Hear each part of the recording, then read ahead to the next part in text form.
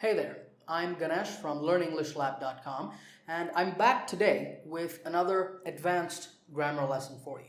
And the topic of this lesson is using may have and might have to express past possibility.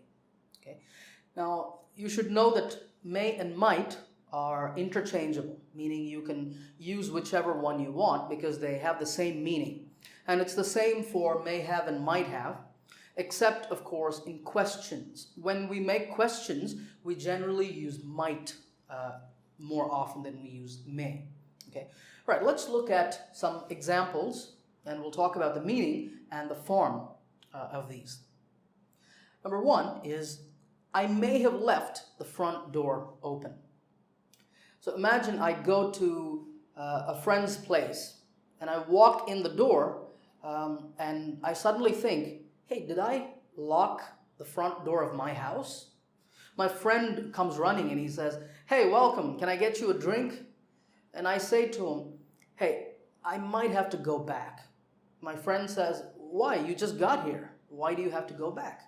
And I might say, I may have left the front door open. Meaning, I'm guessing about the past. I'm not sure. My front door might be locked, or it might not be locked. But I'm guessing that I did not lock the front door. So I may have left the front door open. Of course, you can also say I might have left the front door open. Now, in this sentence, notice the form of this structure. You have may or might. And I'm going to put not in brackets because not is optional. It can be may or might not as well.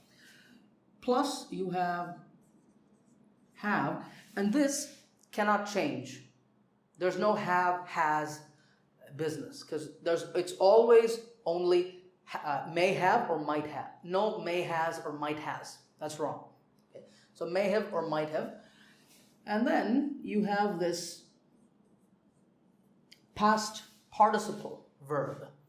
Remember, a past participle verb is the third form of a verb. So you might have, you might say go, went, gone. Gone is the third form, the past participle form. Present, past, past participle, and that's what we're using over here.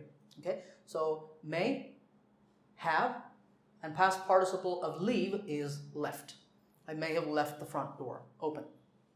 Number two, Melissa might not have seen you. I would say this to a friend, like if a friend says to me, hey, Melissa just walked past me, didn't even say hi. She just completely ignored me. What's the problem? Is she angry with me or something? And I might tell my friend, Melissa might not have seen you, meaning if she had seen you, she would have said hi, but I'm guessing that Melissa did not see this friend. So Melissa might not have seen you. Again, we're using this not over here after might. May or might, interchangeable. Number three, he may have been lying. This form is slightly different because it has an ing form. And here we're guessing about a continuous action in the past. Okay? This can be any verb. It can be sleeping. Okay? He may have been sleeping. I'm guessing about what someone was doing, a continuous action at a certain time in the past. And this form is slightly different because you have may or might, and of course you can have not, but you've got have, but you always also have been. And this also does not change. It is fixed. And after that, you have a verb in the ing form. This is a fixed form. May or might, not being optional, and then have been, and then verb in the ing form. The difference between these is this is used to talk about one single action in the past, a finished action, and we're making a guess about a finished action in the past. And here we're guessing about a continuous action in the past. Okay? Right, you will notice here that I have a sentence somewhat separated from all of these. And that's because I wanted to show you another form that's related to these, but that's also slightly different from all of these. Have a look at the sentence. You might have to wait for an hour to see the doctor.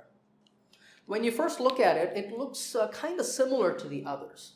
But if you look at it carefully, this is not a sentence that talks about past possibility. It talks about future possibility. So imagine I call my doctor's office and the receptionist answers the phone and I tell her, hey, I'm not feeling very well. Could I come and see the doctor now? Now the receptionist might look at the people waiting in the room. There's a lot of people waiting in the room, and she might tell me, you can come, but you might have to wait for an hour to see the doctor. Okay, now why is this not talking about past possibility? The reason is because this sentence uses might and then it uses have to and not have. This is completely different from these sentences. Okay? Now have to, remember, talks about necessity, something being necessary. So in this sentence, she is saying that if I come to the doctor's office, it might be necessary or it might not be necessary. She doesn't know, she's guessing. But she's saying you might have to wait for an hour to see the doctor. Okay, so this has the form of may or might plus have to instead of have. So in this form, it's may or might, not, plus have to. And then, what form is this in, this wait over here? Well, it's actually in its base form or in its present form. Okay, a verb in the present. That's important to remember. Okay, so we've looked at positive sentences with may or might have. We've looked at negative sentences as well, but how do you form questions to make guesses about the past? Well, it's very simple. If you watched my lesson on may and might, you know that the easiest way to make questions with may and might is to simply add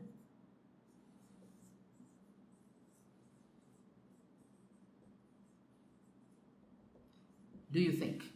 Okay, you take that off. So in this sentence, I'm going to change this to you just to make it more realistic. So take a look at it. Do you think you may have left the front door open? So someone might ask me, hey, do you think you may have left the front door open? And I might say, maybe I did. I have to go back now. Okay. You can turn all of these into questions simply by using do you think? Okay. I'll change this to me, just to keep it interesting. Do you think Melissa might not have seen me? Yeah, it's possible. Maybe Melissa didn't see you. Do you think he may have been lying? I believed him when he told me that he won $1 million in the lottery. But now that I think about it, do you think he may have been lying? I think he was lying. Okay. And here as well, let's change this to I. This is a question I might ask the receptionist of the hospital. Hey, do you think I might have to wait to see the doctor? Not for an hour, just wait. Hey, do you think I might have to wait to see the doctor, or can I go in straight away? And she might reply, I think you might have to wait for an hour to see the doctor. Okay? All right. Now let's move on, and I'm going to give you a test to see if you can use these correctly. All right, on the screen, I have some practice sentences, and I'd like you to rewrite these sentences using may have or might have. If you need, pause the video for a moment, think about your answers to these, and then play the video again. All right, let's now talk about the answers. Number 1, perhaps you've called the wrong number. To change this sentence, it's really easy. You first take the subject from the original sentence, which is you. So you, and then you choose either may or might. I'm going to say may, and then have. The past participle of the verb in the original sentence, call, is called. So perhaps you've called the wrong number becomes you may have called the wrong number. Number 2, maybe Christina didn't want to talk to him. This sentence is in the negative, so you use may not or might not. I'm going to use might not. Christina might not have wanted to talk to him. Right, this next sentence is a little tricky because it's a question and it's in the continuous form, so it's a little challenging for you. Is it possible that he was working out? Now, to make a question, use do you think. So, do you think he, and now we're going to use the structure have been and verb plus ing after may or might. So, do you think he may have been working out? The last sentence is, I think we will need to wear a special suit to enter the laboratory. Notice here that you have to. So this sentence becomes, we may have to wear a special suit to enter the laboratory. I hope you got all of them right. Keep practicing. Remember to subscribe this channel by clicking the subscribe button below. We've got lots of new lessons coming, and I'll see you in another video.